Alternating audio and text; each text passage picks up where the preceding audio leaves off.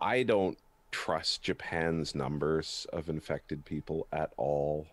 I Well, just I think a don't. lot of people don't, so I don't think Yeah, you're the only one that.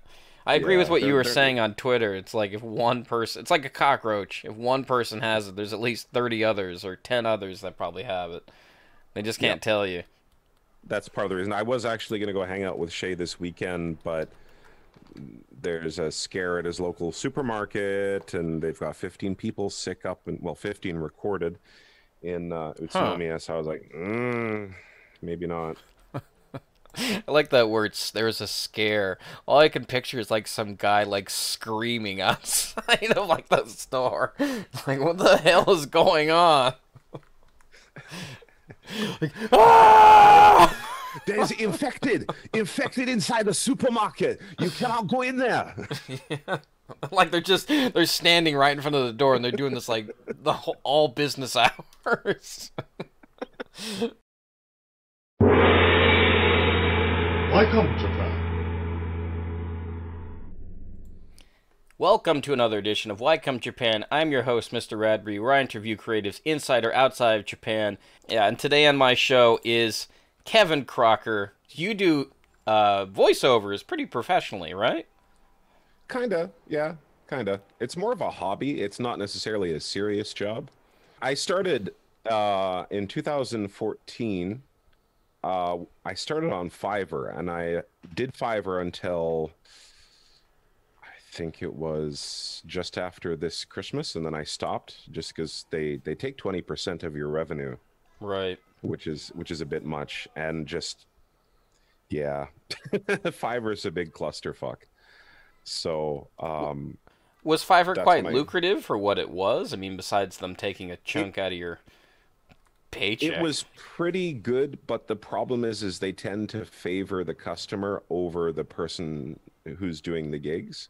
Okay. So there'd be quite a few people who would say, "Oh, I have to add in this sentence," and I'm like, "Well, you already submitted the script. It was finalized. So why do you need to submit something else?" They're like, "Oh, you just do it." And I'm like, "Okay, well, I'm gonna have to charge you for it," and then they'd report me to Fiverr for unfair business practices. What? And it's Okay. yeah, I'm yeah. A certain country that will remain nameless that's currently infecting people were the biggest offenders of that. Really? Huh. Well, I Yes, guess they do make a lot of manufactured products, and they do. they need They things do. explained in the God's tongue, right? I would say the best countries I've done work for Russia, European countries, and India. They're really good Why do you say they're really good? Like they just you have because no they're problems with them? no problems. They're straightforward. They give me everything I need, whether it be like a sample of what they want me to sound like, or the script is complete, or it's been grammar checked. Because that's one thing that can bust your flow when you're doing a voiceover, is if it looks like a kindergartner wrote it. Like it's just awful, awful, awful. Well, so now you do most of your work like just it's kind of freelance, not AKA not on Fiverr. How does Yeah. that work? Like how do you find clients and everything? I informed all my clients on Fiverr before I was leaving that I would be doing this, and so a bunch of them came over. Is it hard to get like newer clients now that you're not on Fiverr? Because I imagine Fiverr's like the name where that you get all the business, kind of like how they have here in Japan the gaijin pot of like getting people to smoke pot. No, I don't know. Getting jobs. Not necessarily, because I've been advertising a lot on LinkedIn, Twitter, and Instagram, and I get clients through that. That's the majority of the Fiverr clients that I got were through that as well, and YouTube, of course. Okay, so it's just kind of like getting your name out there, and that's what leads to more future clients. Do you do voice acting, or do you just do voiceovers? I can do a little bit of voice acting. It depends on what it is. If it's Okay. like one of the things that I don't like is when somebody sends me a script that reads like a informational pamphlet or brochure, and then they want me to relay that information like I'm having a conversation with a friend. which is just so stupid. Oh. Yeah. Did you know that this data plan has 5 gigabytes monthly? I was talking to my friend John. It's like, oh, That's what they want, like a fucking commercial or something. I guess Well, I they guess want it that. to sound like, but it's like if you want me to speak like it's been written like a conversation, then write it like a conversation, not a fucking pamphlet full of information. How long have you been doing the voiceover work? Since 2014, like kind of officially like on Fiverr, that sort of thing. Right. Can you support yourself off of the funds that come from that?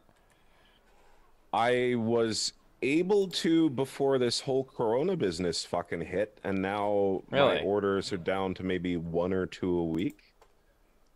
Because a Do lot you of the know why they're businesses, down to 1 and 2 a week? oh, because of the virus, man. Like a lot of businesses are shut, and I even emailed some of the clients, and they said we're closed. Like a few of them even shuttered up. Like they're bankrupt. They're done. Okay, so basically the people who normally ask for these sort of, services or your services, the voiceover stuff, they're just closed and there's no Yeah. work. So, Okay.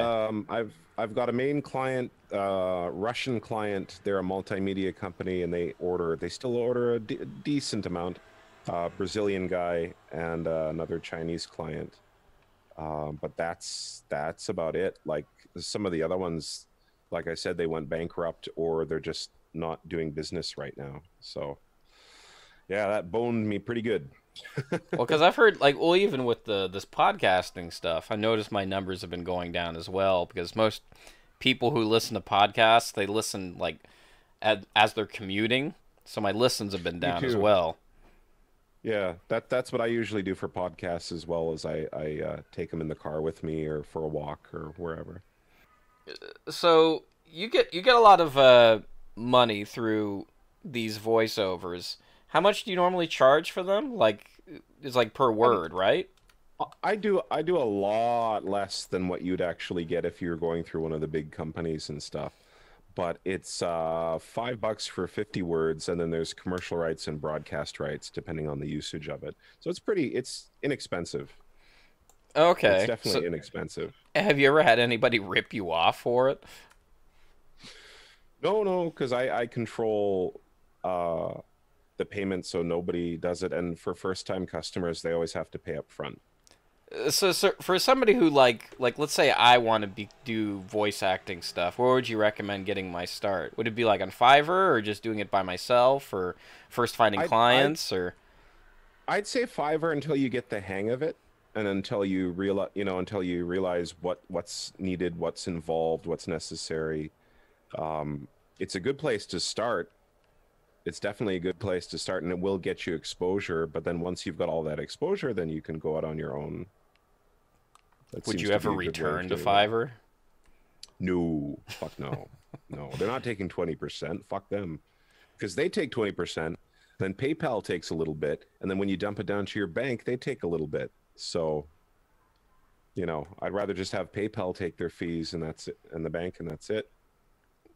So okay, so like let's say I wanted you to do read some copy of some product I'm making, and let's just say it's 2 pages long, and it's about 500 words. What does that look like? That would be, if it's for commercial rights, it would be $55. If it was for broadcast, it would be 70. It'd be seven. Okay. Um.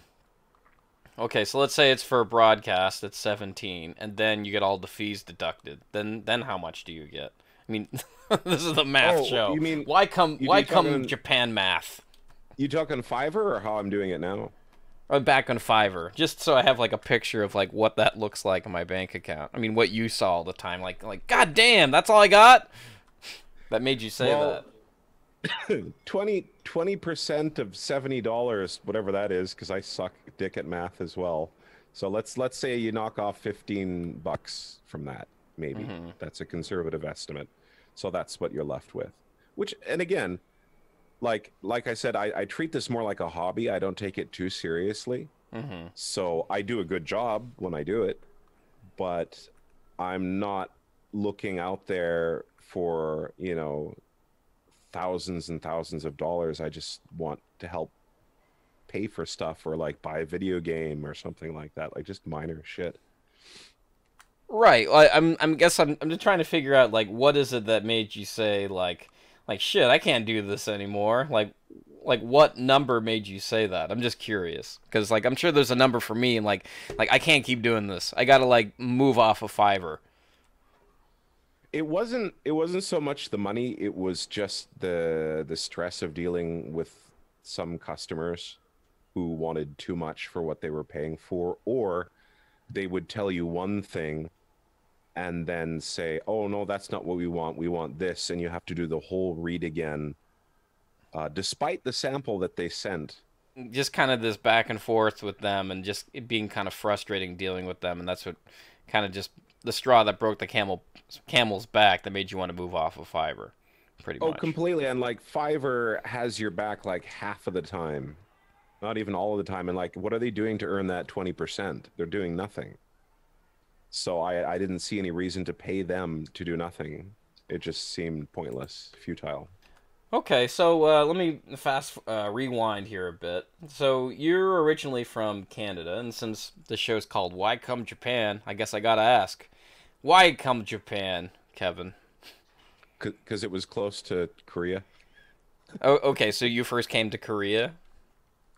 Well, I didn't like I wanted to come to Japan actually first, but they said you needed a degree. So at the time I hadn't finished my degree yet, but I was doing correspondence university work, and that's what I did in Korea and paid off my student loans, and then came over to Japan directly after that in 2004. Okay. You said you wanted to come to Japan first before going to Oh before you yeah, went to yeah, yeah. Korea. Yeah, Okay. Korea Well, sucks. what was it? Well, what sucks about Korea? Um, well, I guess that's maybe a blanket statement. They're two very different cultures, Japan and Korea. Like Korean people are more open and can be more warm, but with that openness comes, I don't know, just rudeness, I guess. So they'll Okay. like comment like "you're fat" or something like that. Like they'll just completely tell you what they feel. Whereas in Japan, it's the complete opposite of that, and they won't tell you how they feel, which can also be frustrating. So yeah, Huh. it's kind of a toss up. I wouldn't want to be in South Korea now, though. Jesus. Why? Because of the North Korea shit or something, or what? Well, that and the coronavirus stuff that went on there. They Okay, I don't know anything about that, but yeah, they had quite a few more. They seem to have a handle on it now, but yeah, I just wouldn't want to go back to Korea. Maybe as a tourist, sure, but living there, no, definitely not. okay. So, what was the appeal of wanting to come to Japan originally? Was it anime? No, Now, I've yet to not have a guest on the necessarily. show that said it really was for anime. Had no. Every single guest I've had on the show, they're like, "Oh, I don't watch anime, but I love Japan." The music and the tech, I'd have to say. The music, the tech, and just like the all around. I don't know, just hearing good things about Japan. Like people are more polite there, and they're not so rude like Koreans. So that's kind of the big deciding factor. Oh, I mean, this your interest started in Canada because you're interested in like perhaps video games. Can I say? Video games, music, tech. Music was a big thing because the CBC in Canada, at least in the 80s and 90s, would run some Japanese programs, subtitled, of course. But that's how I got into the some of the old music. Like what kind of music? Like J-pop or something? But like old school J-pop, not like the new stuff where they're just copying Americans, but the old stuff. I'm not such a big fan of K-pop these days, but I will say that the groups that they do have, the members actually have good voices. Like they're not just hot, but they have good voices. Whereas J-pop seems to, for the idol thing, seems to focus more on the looks rather than the vocals. Okay. I mean, like, what J-pop was like the J-pop you had to listen to back then? That's like, that's where it's at. That's what you need to listen to. Is it like, There's I guess what kind of had a resurgence like Plastic Love, stuff like that. By what's her Yes, that's name?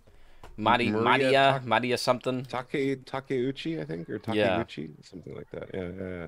That's a good song. That's a good song. Or the Chinese girl that came over and started singing J-pop. Oh, what's her name? Damn it, I forget her name. But oh, and Utada Hikaru as well. Oh, okay. Well, Good, she's still good around stuff. though. Yep, yep. All right, so that was part of the appeal. Did you originally just you came as an ALT, or did you come as a? Because most people come as teachers, or they're in the military, or Yeah, or a ALT, tourist for a ALT. while. For the first 3 years here, I was an ALT. Oh, okay. Actually, Like, four was it years. Yeah, that's it. was it through like one of the mainstream companies, or was it one of the smaller ones? One of the smaller ones, which was probably a good thing because the big ones aren't that good, especially these days. Well, I Yeah. mean, they get used to foreigner bullshit, so then like they get really draconian about a lot of their rules. So, but I Well, don't know. that and they've been paying them a hell of a lot less than they used to. Like a Really? lot less. Yeah, yeah. Usually an ALT back when I came here, you'd be making anywhere between 250 to 300,000 yen, and these days you're lucky if you get 180 for the same job. Wow. Yeah, yeah. Those companies are like Heart, RCS, terrible, terrible companies. Very terrible ALT companies. And you started out in the countryside where you are now, or did you start out in Tokyo when you first got here? No, no, I was in Oizumi in Gunma Prefecture. Oh, okay. So that's a little more southwest from where I am right now. About a maybe 40, 50 minutes by car.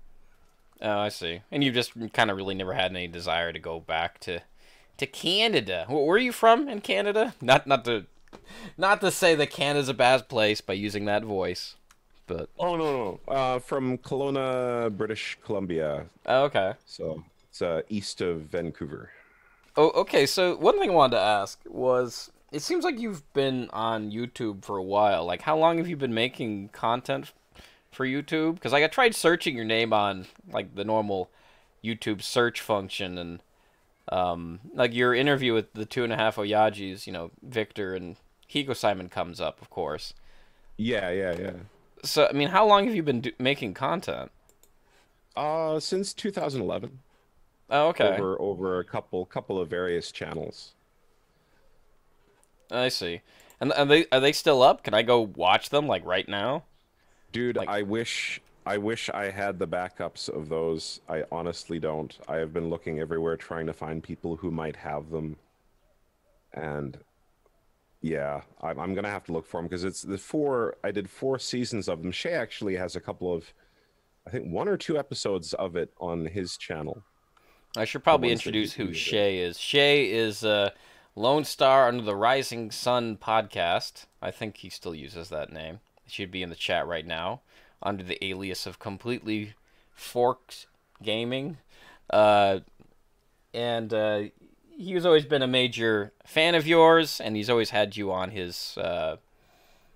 I don't know. You've done a few collaboration videos or something, or just hangout streams, or uh, fill in the Oh blank for yeah, me. yeah, yeah. He came over a couple weekends ago and was watching me play the South Park thing. We were chatting while we're playing and stuff. And he's going to be on some upcoming episodes of Shithat for sure. Yeah, I guess I should explain. Shithat is a new series that you've produced, which is a very Tim and Eric inspired type of show about your life in Japan. Is that a pretty good definition? What do you think? I, I'd say that works. Yeah, yeah, yeah. That works really well. You said you had a bunch of YouTube videos, and they're all gone. Like, they got deleted, Yes. or what happened? I took them down because I was receiving a bit of heat because of the current climate that we're in, and some of the humor wasn't looked at as humor, and people thought, oh, you know, yeah. What That's all I'll was say it? about that. What, you can't Oh, even it's say it just, here on Twitch? It's that offensive? oh no, like we'd make shit. gay jokes, pedophile jokes, racial jokes, stuff like that, but all formed like not just screaming out the N word or anything like that, but Okay. just stuff that wouldn't fly these days because people are so sensitive. They're all Well, I so mean, sensitive these days. wait, so you pulled them down just because you kind of were afraid that other people would want to take it down, or they'd pull down your channel? Well, not really that, but somebody took offense to a joke I made and decided to call my boss at my job and Oh complain to boy. them. From America all the way to Japan, no less. Huh. Some man whose cunt wife decided, Japanese wife, decided to watch it, and then she got all, she got her panties in a twist and decided to get her husband, the cuck that he is, to call me in Japan. And What? it's funny That's because like a the whole lot of time, effort for just one thing.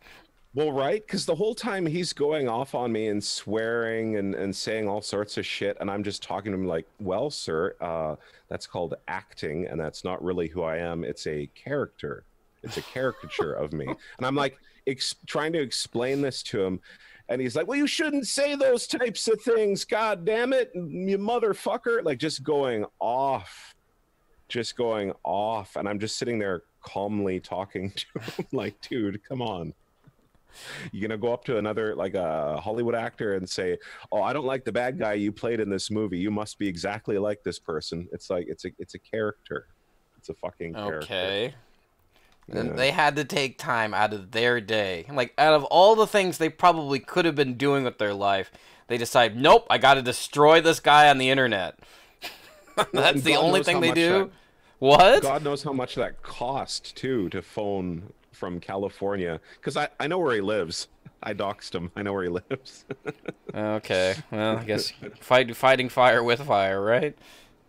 I didn't do anything, but I know where he lives. So if anything happened, I'd know where to point the cops. So. So wait a minute, is he actively still trolling you? No, no, it was just that one phone call, but I kept calling him back and back and back and back until he finally conceded and said, "Okay, I won't call you anymore." All right. Yeah, Okay. yeah, yeah. And so because of that, all the great Kevin Crocker stuff is gone. It So one guy. is not just that. There were some other things too. Yeah, I had an adult student of mine uh, Google me and watch a couple of the episodes, and she was upset by the humor. And I asked her, Okay, well, tell me some of these jokes just so I can understand why people are offended. Because it's just like what offends people doesn't make any sense to me sometimes. I said that the coming of like I did kind of a documentary style on a temple in Ashikaga, and you know how chicks show up there for their what do you call that when they have their 20th birthday thing? Oh, like what is it? Seiji no Hi? Yeah. Seiji no Hi, that's it. So I said that was an excuse for the priests to fondle and grapple them to make them women and stuff like that, just because reflecting on the dirty old Japanese man stereotype and stuff Yeah. like that, and she was rather offended by that. So, Okay. All right. but I yeah, don't know why you have to be she offended. Continue anyway. sorry, but she came into class and she was talking about that and how she Googled me and stuff. And I'm like, well, why did you do that? And she said, because I wanted to learn more about you.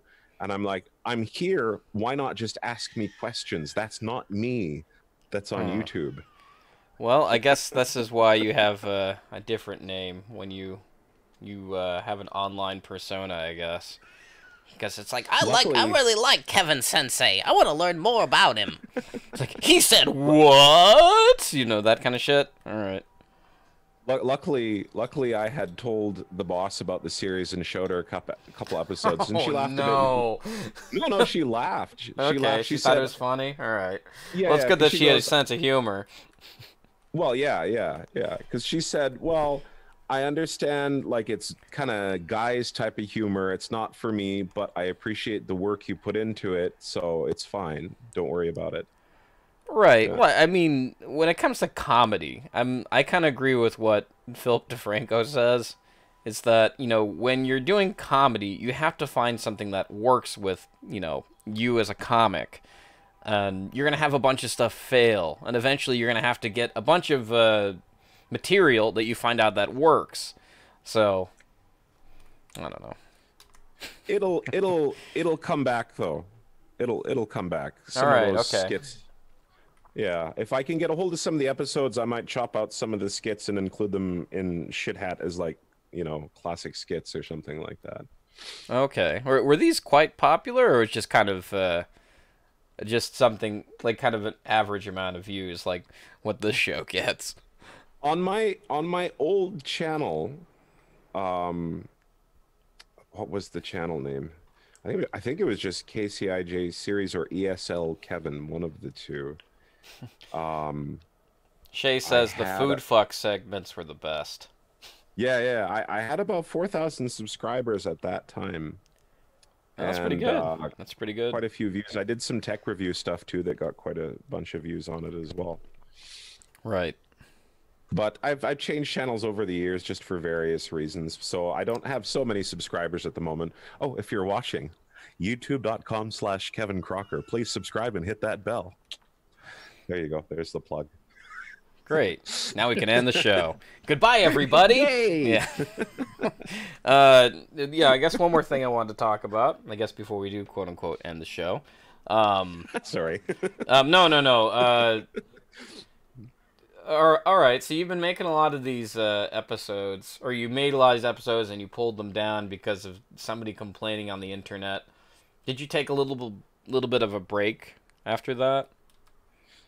I kind of did. I focused more on my music for a while. Oh, really? You make music? Yeah, there's music videos up on my YouTube channel under the name Umi Kebu. That's kind of the combination of my name and this dude named Hiromi, and we did some music together. Like what kind of music? Like digital music? Kind of electronic, poppy, symphonic stuff. I don't know how to describe it exactly. Okay. Is it But, kind of like there's- experimental music? Not really. Not really. There's three music videos that I filmed and directed on there as well. That were done for three of the songs. And Right. I don't know if I'll be getting back into music again. I enjoyed it, but I just don't feel like doing it anymore. Right. Well, let me ask you this: do you have any desire to go back to Canada, or absolutely zero?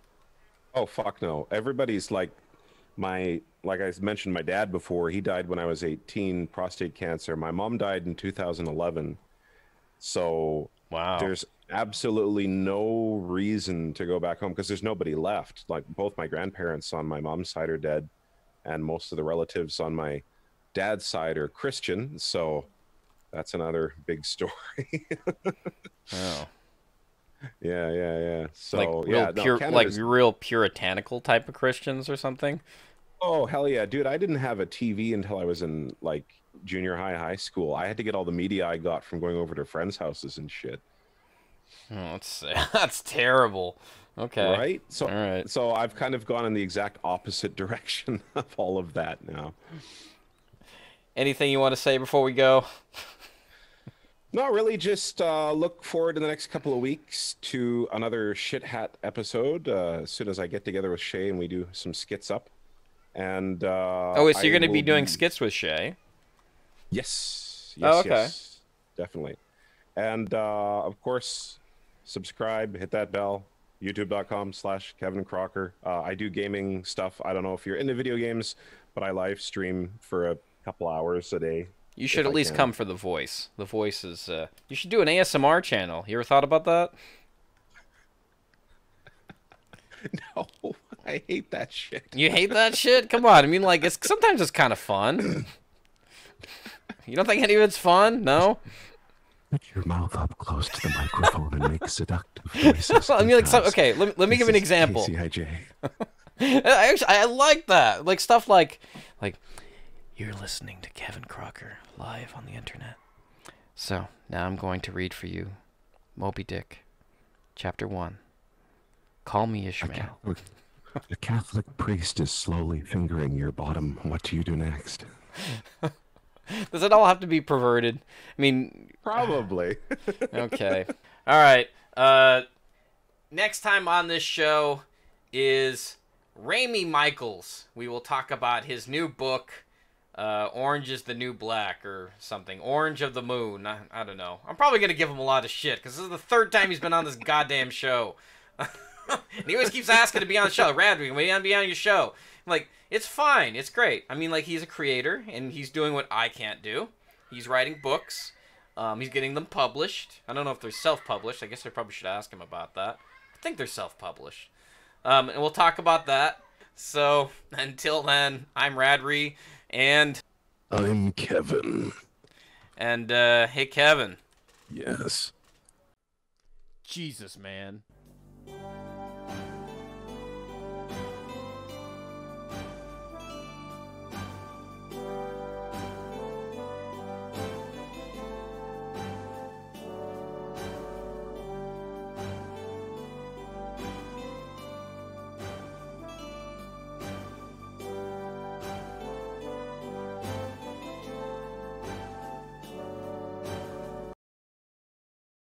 Okay, so it sounds like you have to have a pretty good audio setup as well for probably some of these voiceovers, or it's probably something as simple as like getting a Blue Yeti and then just doing it from there, or do you have any like tips or anything? Not the Blue Yeti.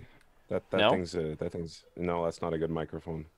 Okay. No, I would go with an Audio-Technica AT2020 USB for the basic. This one I'm just using for streaming. Like, this isn't a superb microphone for voiceovers or anything. This is just for fucking around. But for audio listeners, he's pointing at his microphone, the very pink one. It looks like a dick. Technically, all microphones look like dicks, but yeah. Here, make this the thumbnail. There you go. I can always still fix it.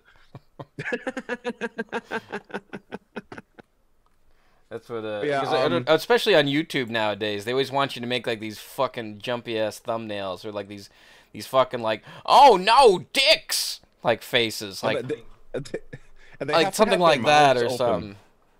Yeah, they have to have their mouths open in shock, like. Yeah. Yeah, exactly. It's like fucking Japanese advertising.